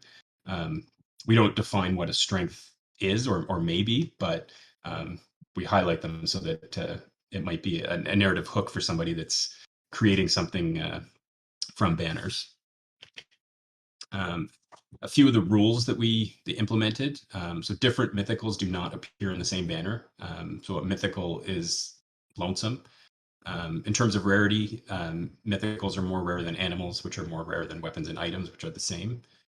There are only 75 set of 3 houses that have the same elements. And then, as I mentioned before, the nature of elements it's left intentionally undefined. So whether it's light versus dark, good versus evil, how they connect to the 16 orders, maybe it's through procreation and Romeo and Juliet type different romances. How we arrive at these is completely unsaid and done so intentionally, so that the storytellers of the realm can start to put these things together, and maybe they pick a specific house, the House of Dragon, for example, and work it back to how that came to be from the very start of the Genesis project. So this is the part of the full deck. We're still tinkering a little bit with a few of the things. So once this is complete, we're going to share it with the Loot community so that they can search through it and have a look. And especially after the mint, people will want to find their family. And so we've sorted things out so that it's easy to search and you can find your kin. And that's kind of banners. So we got nerd sniped, like Tom said, and it's or Tim said, sorry, and it's pretty exciting to be up here, and we just kind of wanted to share everything that we've built and solicit your feedback and what you think, and invite you to mint one for free in about a month. So thank you. Hey man, we just met, but I'm so impressed. Thank you for sharing all of that. I know we have time on the calendar to connect, but you were channeling our spirit here through all this development work, so congratulations. My favorite comment out of that whole presentation, as a nerd who's been sniped into the lore and the sort of canonical structure and scaffolding of this, my favorite question you asked just now was, when is banners? I think that's such a prescient question to ask, because as we're building this loot verse across this million-year timeline, 10 million year timeline, with a long enough timeline, there's enough creative space for any idea. But the idea that you're asking when seems so important to me, because it allows your group and then all of us who then build off of this primitive to nestle the lore we create and the derivatives from this primitive in either direction in some sort of meta timeline. So I love you asked that question. I also would love to hear the community's feedback to your, I think you asked, like, when should it be? Should it be in this post-Exodus period, or should it be in this mist period? I think that's an amazing conversation to have. And I think that for us as a community, we can set the stage for this like infinitely expandable but still cohesive universe if we ask ourselves questions just like that. Yeah, and it wasn't rhetorical. We really do want to know where people think we fit best. Our take is, as I mentioned, we're a single point in the timeline of the loot verse, a society as it appears at that point, and then everything that happened before and after can riff off that basically. I mean, if we're gonna riff on the fly here, maybe we can do this one-on-one too. But when Dom opened the curtains on August 28th to a desolate realm full of 8,000 loot bags, in those loot bags there were a set of specific items. And so if banners existed before 8/28/2021, you'd probably think that some of the items from the banners universe would have made their way into those bags. So maybe that implies that banners comes after OG loot in the timeline somehow. Yeah, I definitely think so. And part of our idea with maybe some of the weapons is that some of the original ones survived the technology over several hundred years, and they adapted new weapons. And so yeah, it's definitely after that. We kind of liked hooking around the Great War. Societies are tension and conflict at the best of times, so we kind of thought that there was something in that at that point. The orders had become spread out and diluted through marriage and generations of different houses having marriages and arranged marriages and forbidden romances, etc. And all of those things are the basis for great stories. A question I'd throw at you that might be the seed of some creativity for you guys and maybe all of us is, since mloot does exist still, and since there are 1.5 million mloot bags hidden under the dirt that we're still excavating, and inside those mloot bags we know deterministically what's going to be inside all those bags, the question I would ask is, like, what is banners in the context of mloot, and vice versa? What is mloot in the context of banners? Like, how do those two interplay in a way that they don't contradict each other, but build upon each other? I think that might be a really fruitful question for you to be creative down. Yeah, I think we need to explore that a little bit. But the other thing is we don't make any inferences about our place in the canon of the loot items. Banners are meant to be hung in the great castles, and for whatever might be there. And if mloot has been buried, I don't know if anybody has an answer for how long it's been buried, but that might jive timeline wise as well. Super cool stuff. Thank you for sharing. Sorry you got stuck at the end of this conversation today. But please do feel free, as you get closer to launching, to set up an outpost inside the Loot Discord. Hit me or hit other folks in the Loot Alliance about that, or just the mods, and we can set it up. Cool. Thanks, guys. Wow. All right, we're an hour and 40 minutes in, and I think our show and tell continues. Open mic. I mean, reactions to any of this stuff you want to share, +1s, OMGs, etc. The fact that you're all still here almost 2 hours later is a pretty good testament. I see some pretty amazing people on this call still.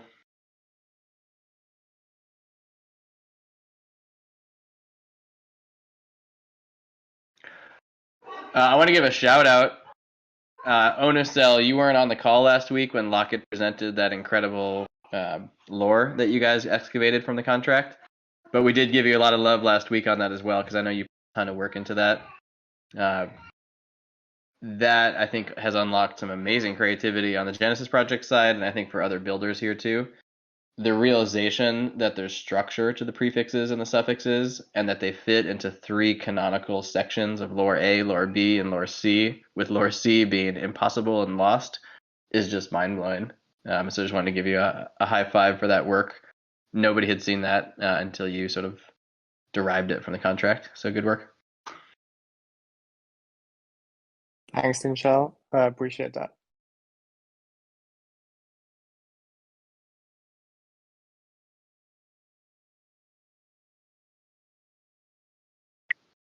Anyone want to do any shout outs around the horns? If this is our all hands meeting,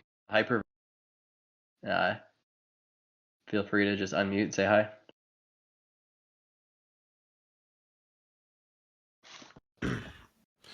GM, everybody. How are you all doing? I just thought I'd just drop drop in and say, I'm sure some of you have read our proposal. Just for you, I'm Lord from Biblio and Realms, and we dropped the Stark Loot proposal into Loot Talk about doing the next generation of loot on StarkNet. And it'd be great to get more feedback in Loot Talk or just in channel about that. Or if you have any questions, just hit me up directly. Because it's a pretty big grand vision. And it's going to require lots of builders and collaboration. But just seeing all the, presentations today around graphics and banners and all these great projects popping up with lenses on loot, my mind always comes back to, well, where do we do these games? And it's not going to happen on L1, unfortunately. It's just it's not it's just not suitable. So this is why we've made this proposal, Redbeard and myself, because we're zooming out and trying to think, how do we get 1 million people playing with these assets? And this is really only going to happen, on a network that has cheap transactions and is, highly scalable. So, our grand vision is, we see all these assets, people playing with them on games, but they're fundamentally living on, a ZK rollup, basically. So yeah, I mean, if anyone has any questions about this, I could probably go into heaps of detail, but I won't. We've been going for a long time. But if anyone has any just top level questions, shoot now. But this discussion will be probably going on for a while. So, hey Lord, I would suggest that we do a Loot Builders Discord community call specifically on this topic. This feels like fundamentally important and sure, yeah, a really, really good idea. So yeah, I would suggest maybe you can take the lead on that in the proper, Loot Builders Discord, and we can do a specific tech call about this. Yeah, that sounds good. Yeah, I'm just kind of deep in, it's pretty novel tech right now, StarkNet, and like ZK rollups are very fresh. I mean, it's really ZK Sync and StarkNet, and like they're still not really in production, but 12 months time, they're really going to change the face of the whole industry, in my opinion. So, but now's the time to start learning the language and building, the framework for it. But yeah, and I think I'll be off to get a couple of the StarkNet team on the call as well. So anyone can chuck them questions at the same time. But yeah, maybe I don't know. I'll figure out a time in the next week. I think that probably works. Wanted to say, I was going to ask that exact question of you, and then you started talking about it. Sorry, mate. You're really soft. I can't hear you. Oh, sorry. I might be my settings. You got a BK, big boy voice. Can you guys? Okay. Can you guys hear me? Okay. So I was about to ask Lord of the View about that proposal. I think that proposal is one of the most, could totally change what we build and where we build. And I think, yeah, we have to get off L1 for Ethereum, at least for the time being. And so I just want to raise my hand and say I definitely want to be there to learn that technology and build on it. And so thank you for doing the research. And I do know the guys at DYDX, so could ask them how it's going. But I will say I use DYDX, and the fact that it just does work, it's pretty indicative that you can do awesome things, but it's just a lot harder than say using Polygon or Arbiter. Yeah. Yeah, exactly. So, but yeah, DYDX is a great platform. And I think, they're using StarkX, which is Starkware's exchange rollup technology, but which is massively innovative. And those guys basically, the Starkware guys, basically invented ZK Starks. they've got this crazy white paper, which is way over my head, but any math genius can go and read it. But StarkNet is like, which has been in development for like a year and a half. It's like, it's a smart contract ZK rollup network, meaning it's kind of analogous to Ethereum in a sense that you can compose contracts together. So, you know, I think within 12 months, it's quite early in its kind of life, and you know, it's still in rapid development.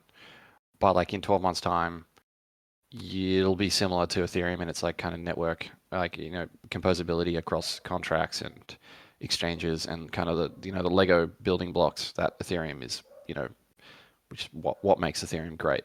But the catch is that it's all within a ZK rollup, so the transactions are crazy cheap, and your computational capacity is just greatly enhanced. So there's so many like new applications that can be built on this technology that like hasn't really been explored enough yet. But yeah, look, let's PK. We're kind of deep in research, but I'll hit you up and send you some material which you can just kind of bootstrap into, because I think everybody in the kind of crypto community is basically at the same point right now with Cairo. It's the language. Like everyone, it's very new to everybody. So, but now's the time to learn. Lord, thank you for sharing this and leading this charge here. You've been a leader in many ways in this loot world, and both being able to be a leader on the technical side as well as a project, as well as bridges between projects, and even the website is pretty amazing that you also have a full-time job on top of all of this. Cheers. No, and getting a +1 from BK is that's big. If you don't know BK, BK is a real deal. Thank you. Cheers. Other folks want to show and tell anything? Or even just high fives and +1s? Yeah, I just want to say that I was thinking a little bit about this post that I made last week, this wiki project. I still have some points I need to think. I would actually, I was thinking right now, maybe I just do a more developed post explaining, okay, what I think could be like potential solution and some open points that can be discussed across the community, like how to incentivize writers, if everyone can participate or just loot holders, and yeah. But yeah, moving forward with this. Sorry, I didn't have anything to present today, but hopefully next week we can already see something. I really like the spirit of that direction too. I think it overlaps really amazingly with the Divine DAO writers room stuff that's happening. So maybe plug yourself into the Divine DAO and share some notes there as well. Cool. Yeah.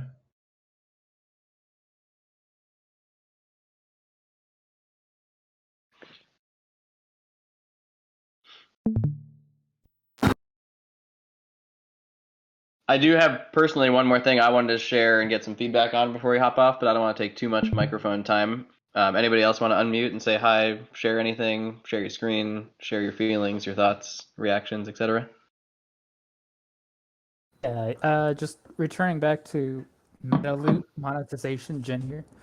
I think, you know, a price tag to it or free to claim, like what do y'all feel like would be the best route to the treasury with? Can you put that slide back up again? I don't remember what the values were.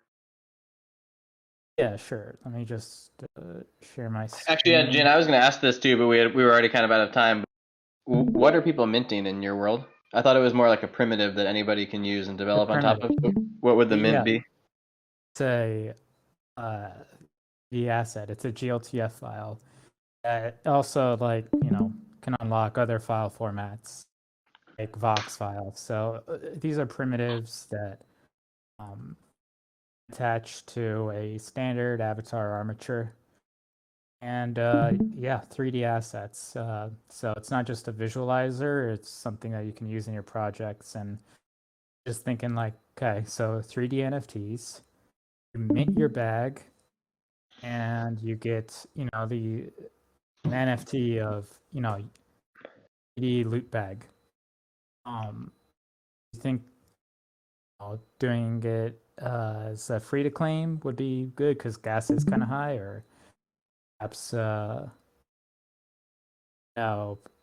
small fee, and we all feel like would be how much demand there might be for this.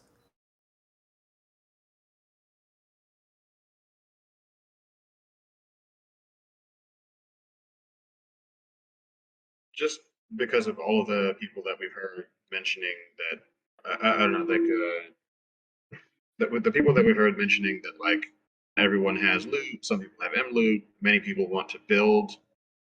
I tend more towards free to claim, just because I don't know, like I try to put myself in the shoes of people that don't have bags.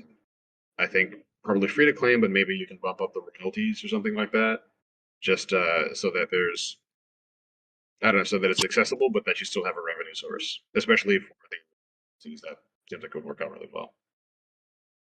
I was kind of leaning towards that, and maybe doing later on we could do some cool original of drop like pets or something else that can kind of extend the something we discover maybe while playing cards, turn it into a drop.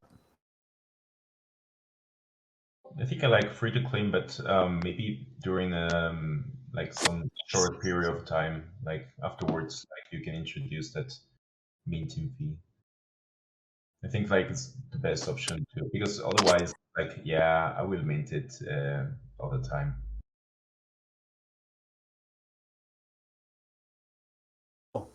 Okay, that's all useful feedback. Jen, a piece of feedback here. Go ahead. Is DAO there? Is the DAO there composed of the holders of these, or what's the DAO community? The community is 3 metaverse makers. So it's people who want to experiment with Web3 and game dev and XR, AR, and VR.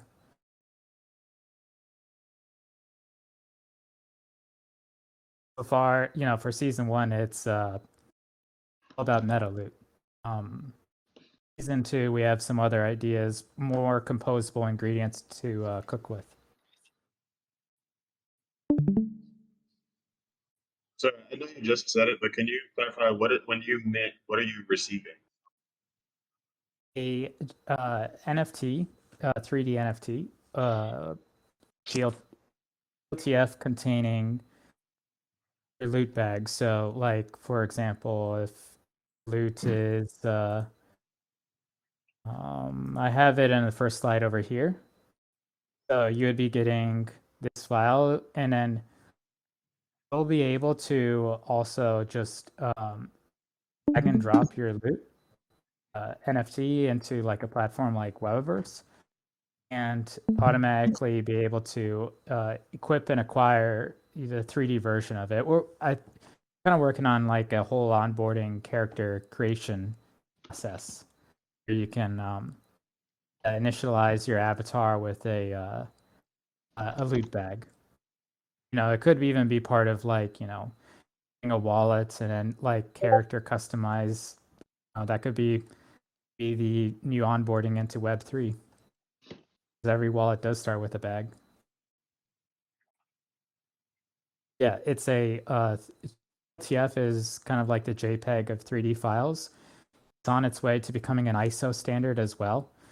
So all 3D NFTs are based on GLTF. You usually see them as GLB binary format. The same thing, basically.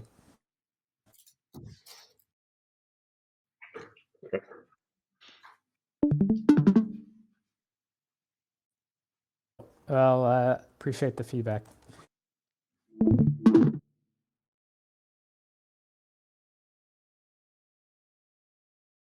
Good stuff, Jen. Anybody else want to unmute, share anything you're working on, share feedback, thoughts, reactions, excitement? before you hop off, I do want to share some thoughts about the website and sort of a call to action around some governance for it.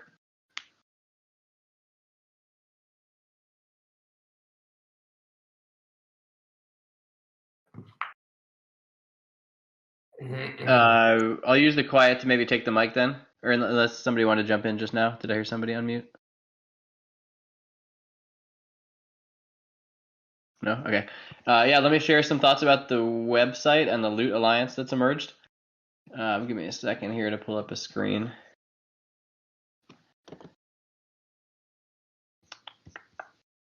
And then maybe we can bring this to a close with a little quick snapshot of some of the other stuff coming soon that I've got teed up. So share your screen.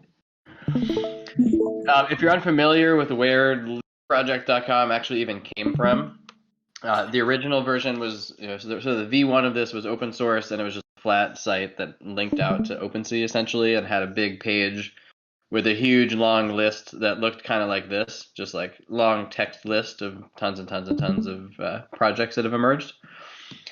Probably a month ago now, something like a month ago, maybe 6 weeks ago, Dom reached out to me and said, "Hey, just FYI, the lootproject.com website is open source, and anybody can PR to it. And it seems like you have a pretty good mind for structure and order and scaffolding here. Why don't we take a crack at like adding some more structure to it?" And so lootproject.com site wasn't just me; it was actually me getting together with a huge group of builders.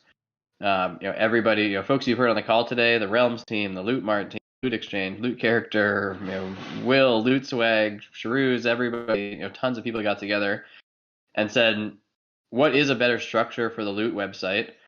Launched it, what was this, October 18th. So yeah, that was like about 5 weeks ago. We probably spent a month on it, maybe 3 weeks on it, put a ton of time into it. Again, purely out of just like trying to add some, some structure and some helpful scaffolding to this universe, and launched this website as sort of a snapshot and moment in time of where the loot world was about 4 weeks ago. And we've updated it a little bit as we've gone, but haven't done like as much updating as I've wanted to do.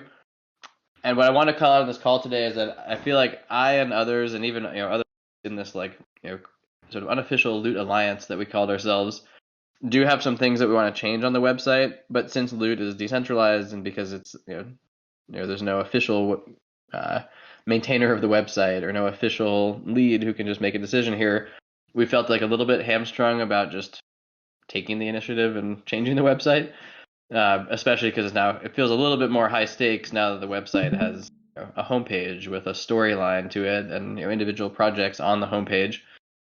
And so what I did 2 weeks ago is I put out actually 3 weeks ago now, I put out a post on Loot Talk that hopefully helps us collectively decide as a community what are the guiding principles for the website. What is the North Star for this website? I put a ton of time and thought and careful word choice into a lot of this. If you want to take a shot, please do read this. Let me post it into general right now. Please comment on it. I wasn't sure like 100% what to do next. I didn't really want to go and do like a whole snapshot post on this because it feels pretty heavyweight for just talking about like website stuff. But I'm definitely looking for some advice about what the next step is here. I really want to help. I really want to add some more structure and order and scaffolding to the site, both in terms of lore to the site. I want to add a whole lore page that adds this, a lot of this like lore scaffolding, this stuff that we've discovered, these universal constructs, some of this stuff around characters and item rankings and character classes and generations and the 16 orders, stuff like this around the character classes. We want to add this website to help builders and help players make sense of this world. We also want to add some more projects to the homepage. We also want to add some kind of mechanism for like a coming soon, pipeline in some ways to the website, so like other projects that are new can pop themselves onto there and say, hey, we're coming soon, we're coming soon. I also want to connect the Airtable to the site directly so that we don't have to do PRs on every little tweak, but we can actually just like use the submission form itself. I don't know if you guys have seen this, but on the resources page, there's a submit a project button that takes you to an Airtable form where you can submit your project like straight to the website. And so it's not that we need dev help. We kind of need like community governance, thumbs up, high five, support, starting with the guiding principles. So starting with people saying, hey, I totally support this methodology and set of guiding principles and design principles for how we should do ongoing updates to the Loot Project website. Stuff like why we're doing this at all, having a point of view, finding ways to kind of like channel the collective energy of our community by surfacing all the amazing work that everybody's doing here. Some goals for the website that I translated, and even actually like some design principles around like what we should do, and all the way down to specific criteria of like what are the criteria for inclusion on the homepage versus on the resources page, and some open questions here. So I don't really, if this was just a centralized community, I would say, cool, I'm making a website update, website v2.5, but I don't feel like that's appropriate right now. So curious if even on this call, if anyone has feedback about like what the right next step is, knowing that there's pretty clear principles and guidelines, and there's also kind of clarity of vision about what this can become, which is A, adding more to the homepage, B, adding a coming soon pipeline page, and C, adding a lore page. Given all that, anybody on the call have ideas about like how we can manifest that into the universe better? Like what the governance process should be for making that happen? You can see I'm kind of wrestling with my old school centralized world, trying to translate it over to new school decentralized community.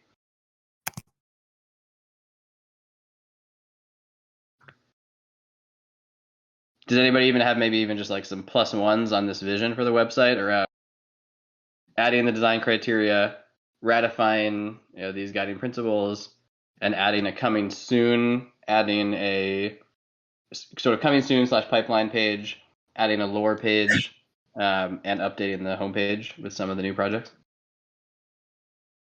Redbeard and Cuppy say +1 in chat. Thank you. I think if Dom was here, he might just say, dude, just do it.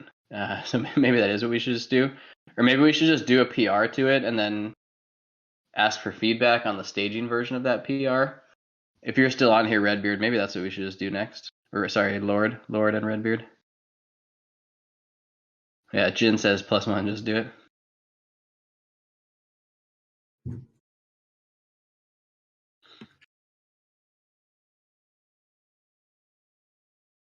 Crickets. Yeah, kind of technical, but I'm pretty excited about it because I feel like the homepage is the entry point into this loot corner of the hyperverse. And we want it to stay fresh, and we also want it to be welcoming. And I think even for builders like today, folks who presented banners, folks who presented this meta loot stuff, being able to like welcome everybody into a live and active website that also provides the scaffolding for lore and the kind of like foundational constructs to fit inside of. I feel like that's a pretty important step forward for us. Ryga says +1 for just do it. Love the guiding principles. Nice. Thanks, man. Style guide. Yeah, style guide's a good idea. I know there are a handful of folks, especially on the loot exchange side, who had some good ideas about style guides.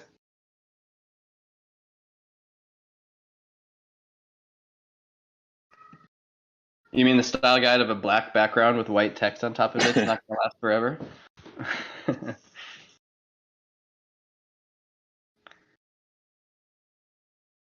Anyway, okay, that's all I wanted to share there. Maybe not the right forum for it, but please, if you're listening to this later, go on Loot Talk and find that post and read about the guiding principles. And, hell, you can comment right back here. We're having an active chat with some folks about thoughts and ideas about what to do here. But overall, I think like these guiding principles came out of a group of like 10, 15, 20 of us who all put our brains into this pretty deeply for a month. So I think it's pretty good stuff. Cool. All right, let's bring it home. We're at over 2 hours. I think it's time to bring it home. I'm going to just snapshot real quick a few things that are coming. One is Rings, who you heard about last week, is dropping in 6 days. And I don't think Jeremy's on the call here, but Rings is dropping in 6 days. They look freaking fantastic. similar to Jin's project, just like so much detail packed into something so specific and small. And I think that they just announced that they're going to open source these. So now we're going to have 2 sets of open source types of 3D files. Amazing both for the players who can own these things, but also obviously amazing for builders who want to use different 3D layering for future projects. I'm a huge fan of these. I'm also a huge fan of the like detail that went into every single one of these. These are the icons for all the prefixes. There's also icons for the orders here. Just amazing to see this happen. I think this is the work of just one guy, Jeremy, who presented last week. The second thing I want to highlight is Hyperloot. Hyperloot, like they are close. And I've been trying to get that team to join, but I think this is like a 3 a.m., 4 a.m. slot for them. So to get the Hyperloot team onto the next call, we might suggest doing this either earlier or later. We can probably put out a poll, and everybody can decide what a good time would be. But Hyperloot looks amazing. Hyperloot's team is on point, and just the visuals look great. The technology behind it looks great, and I know I'm personally really excited to see this move forward. And then I also want to shout out to Loot Explorers. Loot Explorers has been doing some really cool work and is also very close. They keep saying we're getting closer, but I feel like they're very close. I don't want to spook the team by giving any sort of timeline, but it just feels like it's close. Feels like it's moving forward. And if you haven't seen this, definitely dive in. They've got an outpost in the Loot Discord, and they've got a whole Discord themselves if you want to dive in and learn more about it. Last thing here in the Loot Discord. Here, if you've seen these outposts, the purpose of the outposts is to give projects a place to essentially have like an embassy inside the Loot Discord. And so if you have a project that has an active Discord yourself and you'd like to have an embassy inside the main Loot Discord, or if you have a coming soon project that feels like it really does need some community involvement, let's do it right here in the outposts. The outpost should not just be for shilling and one-offs and mints and small stuff. The outpost, I think, should be for like things that really should use a community talking about a project. Obviously, anybody's welcome to go to Loot owners, to general, to builders, creators, and talk about any project you're working on. But if anybody wants an outpost, reach out to me or post some stuff in the website suggestions. Actually, I realized I should probably put this here as well. Copy message link. Website suggestions here, or ping one of the mods, and one of the mods can help set up an outpost.